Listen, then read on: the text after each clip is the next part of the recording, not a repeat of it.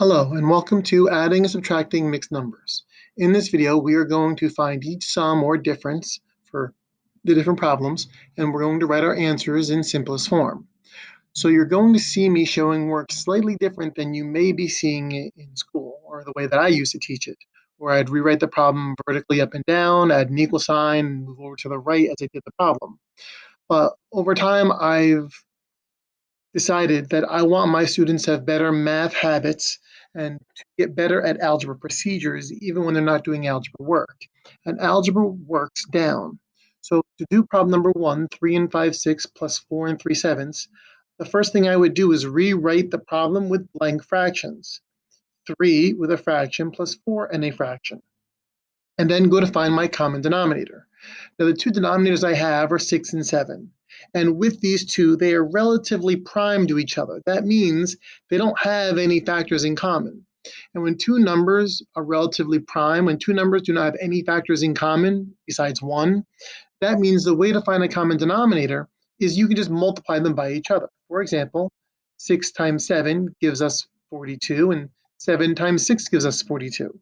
And once you have a common denominator, you find the numerators that go along with that.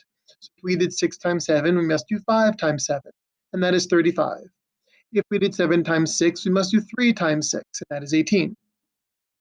Once you have your mixed numbers with a common denominator, you can then start adding. Now, the denominator is going to stay the same. And the numerator, I add the numerators, 35 plus 18. 35 plus 18 is 53. If you can do these in your head, that's great, but you do not have to do them in your head. You can write the work down on the side.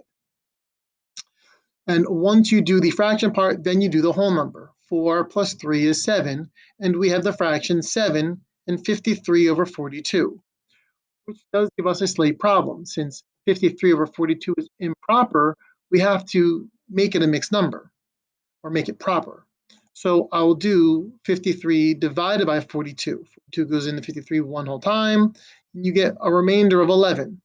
That means when we divided, we got a whole number of 1. We already have 7. So we'll take our whole number of 1 and add it to the 7 we have. It becomes 8. There's 11 left over as our remainder. That goes in the numerator. And our denominator, 42, stays the same. So let's do another example. 7 and 7/8 minus 4 and 3/4. Again, the first thing I'm going to do is show my work in an algebra format, which is working down. The 7 comes straight down, the fraction bar is straight down, the minus sign I write underneath the minus sign. I put a 4 under the 4 and a fraction bar under the fraction bar. Staying organized like this is good algebra habits. Now, as far as finding a common denominator, one of the tricks that can help you do that a little quicker is sometimes one of your denominators, like 4, can multiply to be another denominator. If you look for that first, you can save yourself a lot of time. So 4 times 2 is 8, which means I must do 3 times 2 and get 6. And over here, it's just 8 times 1 gives us 8, and 7 times 1 gives us 7. And now that I have a common denominator, I can start subtracting. So the denominator is going to be an 8, and the numerator is going to be 7 minus 6. You subtract the numerator. 7 minus 6 is 1. And then subtract your whole numbers. 7 minus 4 is 3. And our answer is 3 and 1/8. I'm going to do one more example that is slightly different because it's not two mixed numbers. It's a whole mixed number with a whole number. It is 12 and 1/6 plus 7. So I don't have to, but I'm going to make 7 into a mixed number by just making it 0, 6.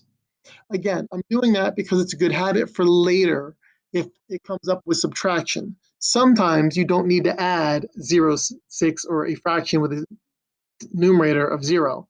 You can just do your adding however you want. But if it is a subtraction problem and the whole number is first, then you would have to add the fraction part in with the 0 as a numerator. Since you may not remember, I just do it all the time. And since I always add in the fraction part, I never forget when it's needed. So again, my denominator is 6. Denominator is the same. We can keep the 6. You add the numerators. 1 plus 0 is 1. And then you can add your whole numbers. The ones place in this case, 7 plus 2 is 9, and 1 plus 0 is 1.